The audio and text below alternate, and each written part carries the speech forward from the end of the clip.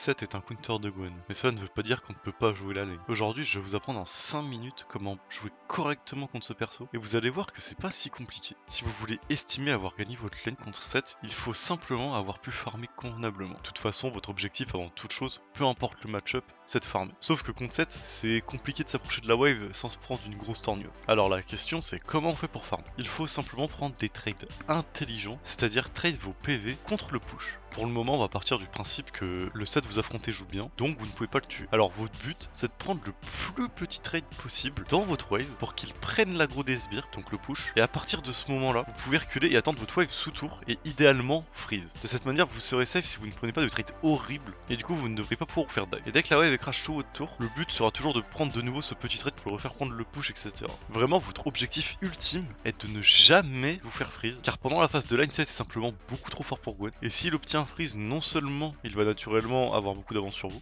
mais surtout perdre du farm en tant que Gwen qui veut absolument scale, c'est vraiment tout ce que vous voulez éviter. C'est justement pour ça que si vous arrivez simplement à farmer, vous pouvez considérer ça comme une victoire vu comment le match-up est compliqué. Donc pour résumer grossièrement, l'élément clé pour vous en sortir dans ce match-up, c'est de la gestion de wave. Le plus important à comprendre dans un match-up compliqué comme Sett, c'est que réussir à farmer est une victoire avec Gwen. Si vous pouvez scale, vous êtes vraiment trop heureux. Et pour vous expliquer correctement ce que je viens de dire, on va d'abord parler des runes. Alors les runes, il n'y a pas grand chose de particulier, c'est Conqueror, Triomphe ou Présence d'Esprit à votre préférence. Pareil entre Alacrité et Accélération, bon, moi je prends toujours Alacrité, et Barreau d'Honneur. En rune secondaire, par contre, vous devez impérativement prendre Plaque d'Os. C'est d'une importance capitale dans ce match. Et c'est pour ça que j'en parle avant, la Plaque d'Os est beaucoup trop fort contre Sett si vous voulez avoir une chance de vous en sortir en lane. Car quand Sett va vouloir vous il va toujours vous enchaîner avec au minimum 2 auto-attaques qui est sûrement plus. Donc la plaque d'os a déjà beaucoup de valeur, et surtout Sett n'a rien pour casser votre plaque d'os. Et s'il casse votre plaque d'os avec son Z, vous êtes entre guillemets safe pendant 20 secondes. Mais bon, en vérité, aucun Sett ne fait ça, ce qui veut dire que niveau 1, vous devez absolument ne pas avoir perdu votre plaque d'os pour aucune raison.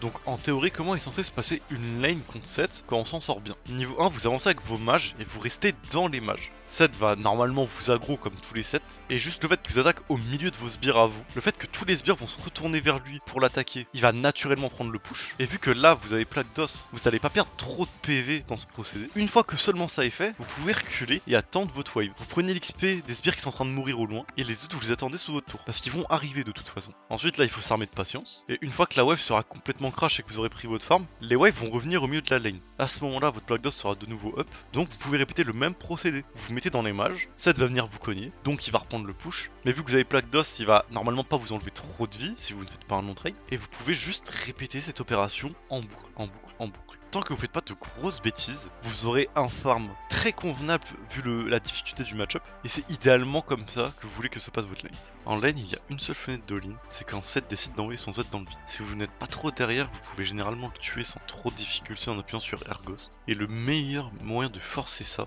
c'est lorsque vous voulez lui faire prendre le push. Vous lui calez un Q-spell et vous reculez. Instinctivement, pour finir son trade, les Sett peuvent Z. Et s'il le fait, vous pouvez simplement Z à votre tour pour dodge, et une fois que le spell est passé, vous pouvez juste lui courir dessus et lui casser la gueule. Quand vous faites ça, s'il a son R de up, attention à ne pas lui offrir un R qui pourrait lui permettre de s'escape. Donc attention à pas passer derrière lui, mais juste de bien lui coller au cul. En side, après la lane, vous pouvez side contre Sett, si là encore vous n'êtes pas derrière, à condition de ne pas fight dans votre wave, c'est très important. Plus vous avez d'items, plus vous détruisez cette, mais il est obligatoire de dodge son Z. Un bon Sett gardera toujours son E pour assurément toucher son Z. Donc il faut absolument qu'il n'y ait aucune entité avec laquelle il puisse vous stun. Comme ça, vous pouvez simplement dodge sur le côté s'il décide de Z, et vous pourrez toujours dodge avec votre E, son combo EZ ou RZ. C'est vraiment la seule chose à laquelle il faut faire attention, mais la chose à laquelle il faut tout autant faire attention, c'est son flash. Car ça aussi, ça peut surprendre, et vu que ça lui permet de toucher son Z, bah, c'est très important, faut faire attention. Tant que vous veillez à dodge ou bait son Z, vous gagnez vos 1v1, bien évidemment si vous n'êtes pas derrière. Il faut surtout ne pas paniquer et cliquer correctement, et je vous garantis que tout se passera bien. Alors en starter, on va prendre Anneau de Doran. Même si maintenant il y a le bouclier de Doran qui existe, je préfère Anneau de Doran. Ensuite en premier item, je recommande fortement le Riftmaker. Je sais qu'il y en a qui aiment pas l'item, mais l'item est vraiment très bien contre Sett pour plein de raisons.